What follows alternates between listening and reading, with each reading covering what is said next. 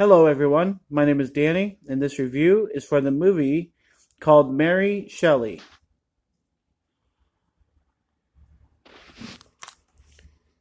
She will forever be remembered as the writer who gave the world Frankenstein. But the real life story of Mary Shelley and the creation of her immortal monster is nearly as fantastical as her fiction. Raised by a renowned philosopher father in 18th century London, Mary Wollstonecraft Godwin is a teenage dreamer determined to make her mark on the world. When she meets the dashing and brilliant poet Percy Shelley, so begins a torrid bohemian love affair marked by both passion and personal tragedy that will transform Mary and fuel the writing of her Gothic masterwork.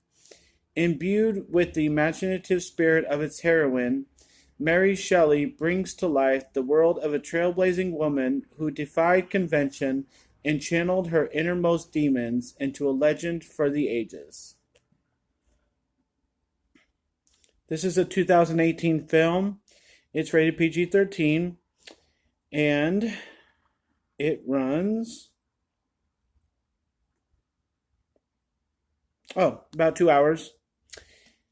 Stars Elle Fanning as Mary Shelley, and Douglas Booth and Stephen Dillane, Joanne Froggatt, Ben Hardy, Maisie Williams, also with Belle Powley and Tom Sturridge. Mary Shelley.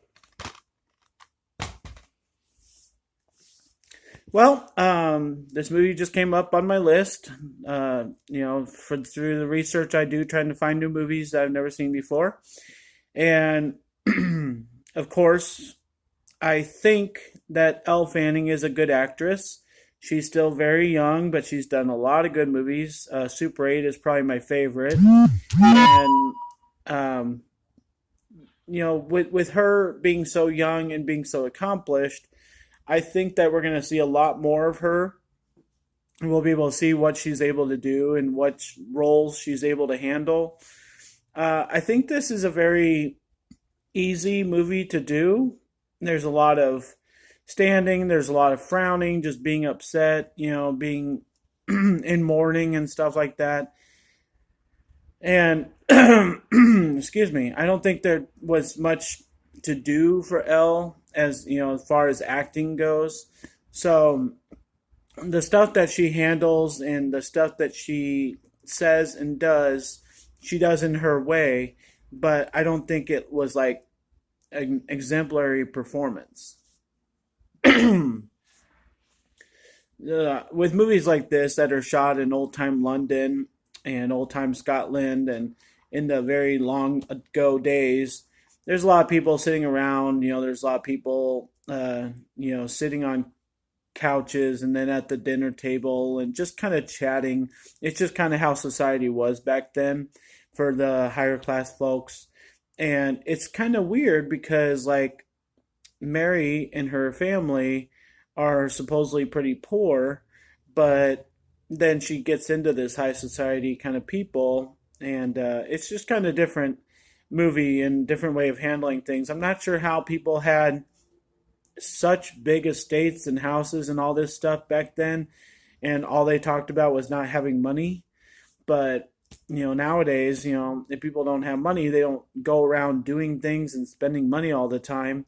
They just don't have money, and I just don't know how it wasn't like that back then. So, excuse me. I think the biggest thing with this movie is the time that it spends on the setup, time spent on Mary and Percy flirting with each other when you knew that they were going to end up together somehow. It kind of went the roundabout way of explaining that. And it's just a little bit plain of a movie. Like, I've seen origin stories before, or stories based on true facts and all that stuff. And they're all kind of the same way. Like, you take somebody's, creation, you want to tell the backstory of how it came to be like that. There have been a lot of movies like this, and they're unique when they come out, and they're good to watch and educate yourself on, but they are all kind of the same, and it's kind of disappointing that way. And you just kind of have to watch it, enjoy it, but they're all kind of plain because they're just telling, what life events created, in their mind, the story of something that today we know is a masterpiece. And so I think they could have gone a lot darker on this movie. I think they could have embraced the horrible things that happened to Mary to make her think, of creating a dark story. And honestly, the only other thing with the movie that kind of bothered me was the fact that we all know that Mary Shelley is supposed to be 16 in this movie. And that's fine, else around there, and it's fine. It's not like she's like 28 or something. She's supposed to be a 16-year-old, but they show some pretty heavy scenes of kissing, and you don't know what all they're doing, I guess. But those kind of scenes, I kind of would appreciate not being in a PG-13 movie when the main character is supposed to be underage, 16. I don't know if people think about that or not, but it just was a little uncomfortable watching, knowing, that they say that the character is 16. We can show all kinds of stuff and some of the most horrible movies ever, super bad and other raunchy movies, but that's today's culture.